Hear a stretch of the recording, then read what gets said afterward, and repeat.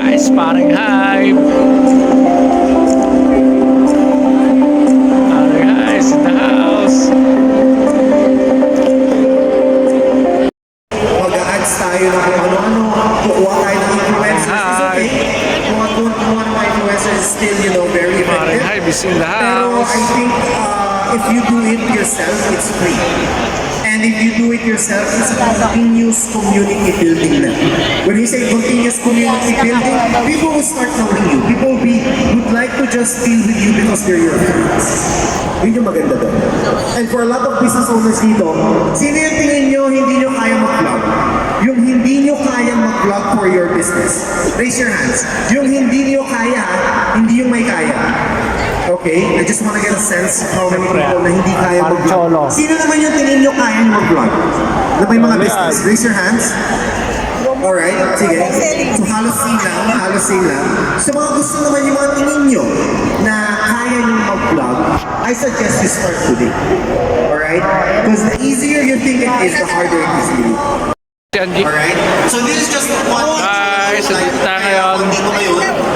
I won't be talking about any Rolexes. I won't be talking any Paring hype is in the house, yo. and how its market value is. Katulad ng ginagawa ko sa vlogs mo. Because you can always go to my vlogs and learn about that. Here, I'm going more into deep things. More Paring hype yan, oh. kung paano mo siya pinuild and how you Tara guys tayo sa ating upuan.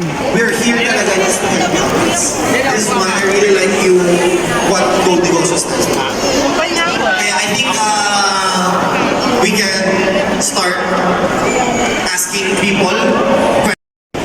I hope that answers your question. Thank you so much. Any other questions? Paring hype is in the house, yo. Ay, parang Yun. Hi, boss. magkukulit po tayo. You know? Ayan, ano po, yung question ko is, during the start phase na any business or content creation, so how do you motivate yourself or any tips on how to be consistent during the start phase? Kasi usually alam naman natin kapag nag-start po tayo ng business, hindi pa siya ganong rewarding. Yes. Yan, any tips po or how do you motivate yourself? I think what you have to deploy is patience. Number one, when starting a business, guys, walang starting a business na madali or bumagat. So to give you just, kung paano ako nag-start dito sa business na to, I started way back 2017. I started distributing Steam Heart.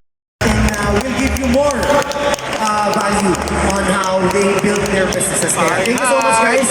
Thank you po sa lahat. Maraming